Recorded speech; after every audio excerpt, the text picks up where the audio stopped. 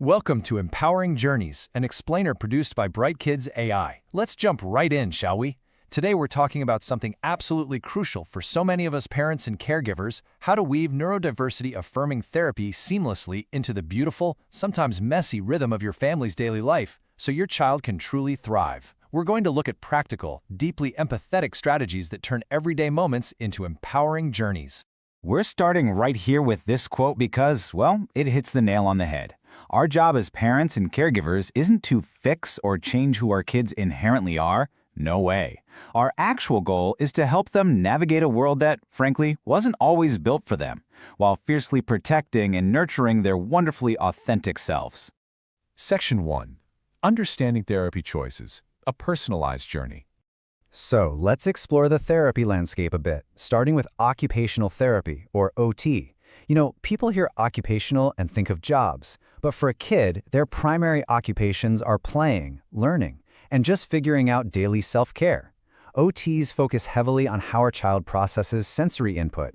They help with fine and gross motor skills, and really importantly, things like proprioception, which is basically knowing where your body is in space, and the vestibular sense, which handles balance. It's all about helping kids feel just right in their own bodies.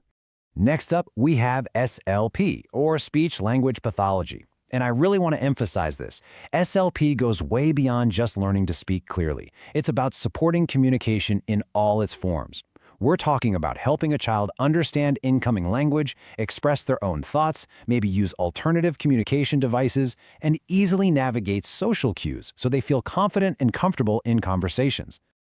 And that brings us to ABA, specifically Neurodiversity-Affirming Applied Behavior Analysis. Now, the modern affirming focus here is all about teaching functional life skills that genuinely improve your child's independence.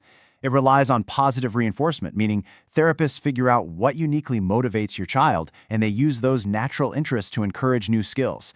It's a deeply respectful approach that literally prioritizes the child's autonomy above all else. Section 2.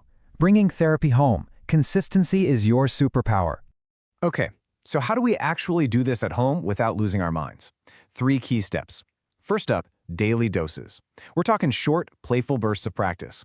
5 minutes of sensory play is way more effective than an arduous hour of what feels like homework. Second, routine integration. Can we sneak a fine motor exercise into getting dressed in the morning? You bet. And third, shared language. If parents, grandparents, and teachers are all using the exact same cues, it creates this superpower of consistency. Everyone's on the same page, and your child doesn't get confused. Section 3. The Power of Predictability. Tools families are using. I absolutely love this quote from a parent. They shared that they use a visual check-in tool called My Stars, which is built right into Bright Kids AI. When a kid is overwhelmed, finding the right words is incredibly tough, right? Well, this visual check-in completely replaces the need for words. They just have an avatar that matches their feeling, beautifully bridging that gap between home and therapy. Just look at how simple and brilliant this framework is. Whether your child is a tired violet sleepy star, a buzzing amber zoom star, or even a flooded orange big boom, it is all okay. Every single one of these 4 states is perfectly fine. The goal isn't to instantly fix the feeling. The goal is just to name it. Because once a feeling is named, it's 100 times easier to work with, and your child instantly feels seen and understood. And here's where it gets really actionable for you as an advocate. After doing these quick daily check-ins, you get a weekly brief. It basically turns those tiny daily observations into a clear pattern. Like maybe you notice a big boom always happens right after school on Tuesdays, or they're a sleepy star right before breakfast. Once you see the pattern, you can actually do something about it. You can tweak the environment at home, or share this exact data with their therapist to fine-tune your game plan together. Section 4. Therapy as Family Bonding, turning exercises into joyful interactions. If you look at the difference between a rigid clinical routine on the left and playful practice on the right, it's night and day for a kid's engagement. Long, rigid sessions just feel like punishment.